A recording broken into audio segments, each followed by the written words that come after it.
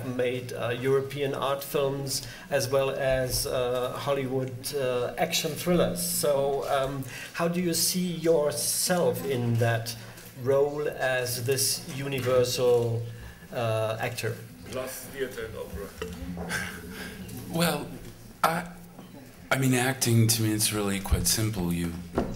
Whether the budget is $400 million or $40, you show up, you pretend to be someone you're not, somewhere you're not, doing something you're not, and that's really, it's really that simple.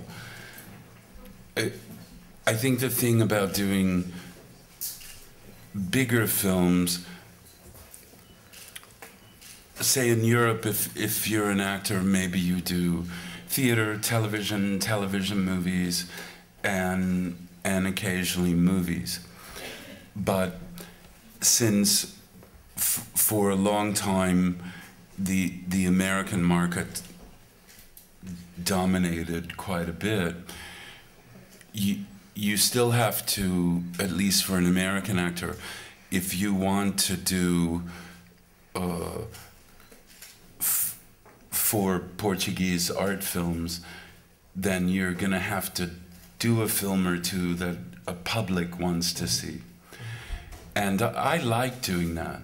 How did it all start? We know that you were part of the Steppenwolf theater company.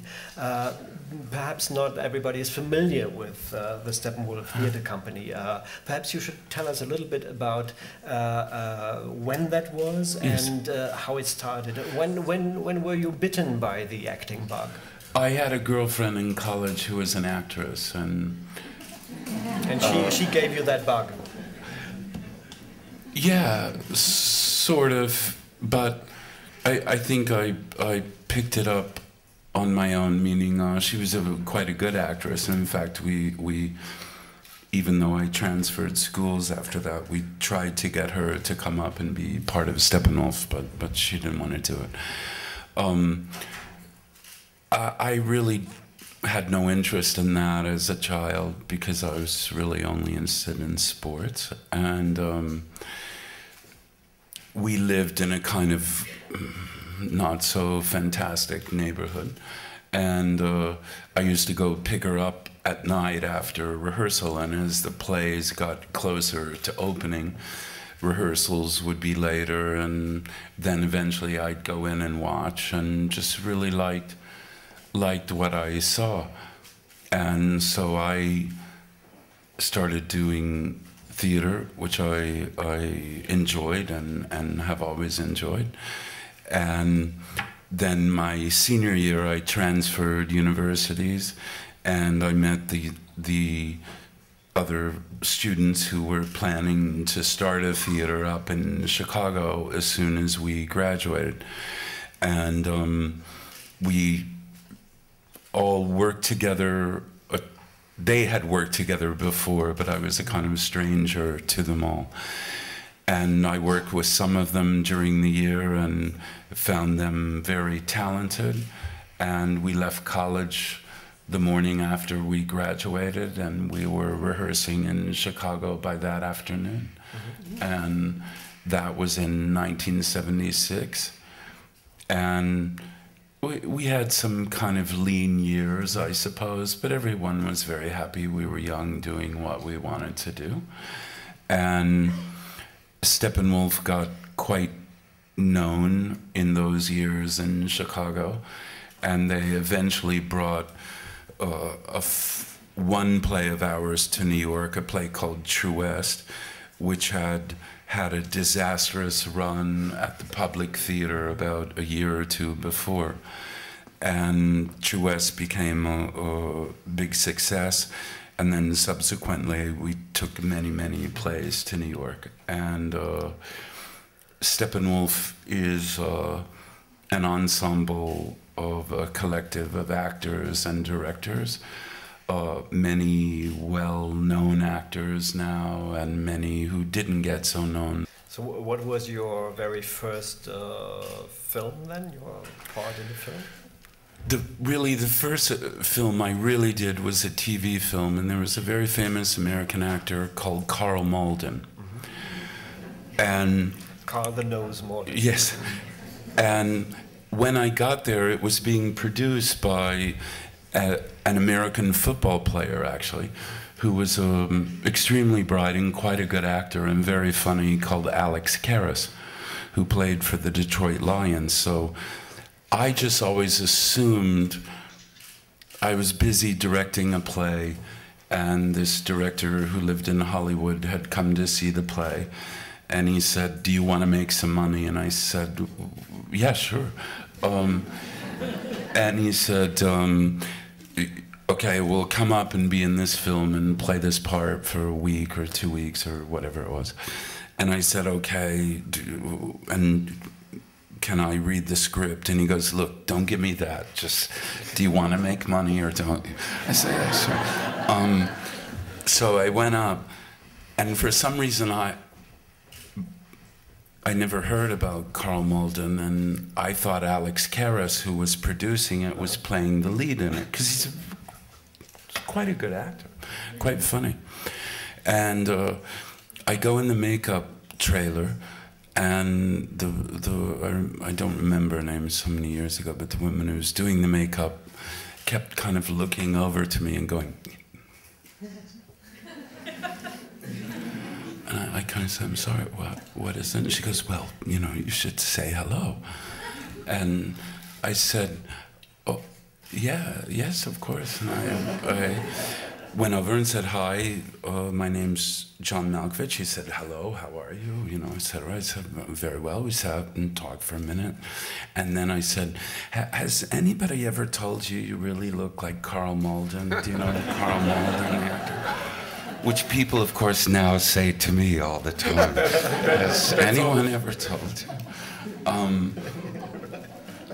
But the first real feature film I did was called The Killing Fields, but the first one released, which I did immediately after, was called Places in the Heart of Robert Benton. Do you remember the day when when your phone rang and you picked it up and somebody said, "Hi, my name is Charlie Kaufman. I want to use your brain as a location for my next script"? Well, when that happened, I was shooting a film out in LA with Lee Tamahori called Mulholland Falls, and I got I was going back to Europe, I think later that night, and I was nearly finished with the book I was reading. And I can get a little nuts on that flight from Los Angeles to Europe if I don't have a lot to read. And I called my producing partner then, and still, Russ Smith, and I said, "Listen, is there anything for me to read?" And there was a kind of a long pause, and he goes, "Yeah, I got something for you to read." And I said, "Oh, okay, great. Can you send it out to the set, blah, blah, blah?" "Yeah, I can't wait." And that was being John Malkovich. And I looked at the title page, and I really didn't think much of it. I mean, I didn't think about it very much. And then I started reading, and after 30 or 40 pages, which my character is not in the first 30 or 40 pages, I called Russ and said,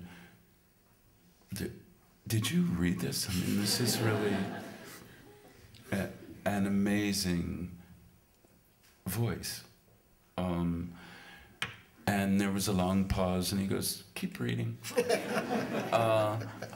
And I read it on the plane, and I called him when I got back to Europe and said, "Listen, get this guy into the office and tell him I want to direct it and will produce it." We had a deal then at a company called Castle Rock, if he'll make it about somebody else. And then we also wanted to talk to him about a Howard Hughes script that we were trying to get correct, and we never did, and another project of ours to see if he would look at it and maybe do the rewrites. And neither of those two things interested him in the slightest. And then when Russ told him, you know, we'd like to do it, produce it, and John would direct it if you'll make it about somebody else, he said, oh, that's very nice, but no, I'm not going to do that. And we said, okay, great. Listen, it's fantastic, good luck.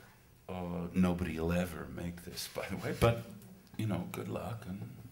And then quite a few years after, Francis Coppola called me and asked me to go meet a boy, a young, very young film director called Spike Jonze in Paris. And I remember he said, would you do me that favor? And I said, of course, yeah, sure. What's a good day for you? Well, Thursday, great. And then he said to me, we'll all be working for him someday. And I thought, okay, well, that's a pretty good recommendation. Then I went to meet Spike, and because I couldn't really figure out, the first hour I thought he was Czech, because he had kind of such a strange English. He would say, that's harsh, or that's okay, but maybe. And so I thought, okay, I couldn't place the accent, but I just thought, okay, maybe Czech. Maybe.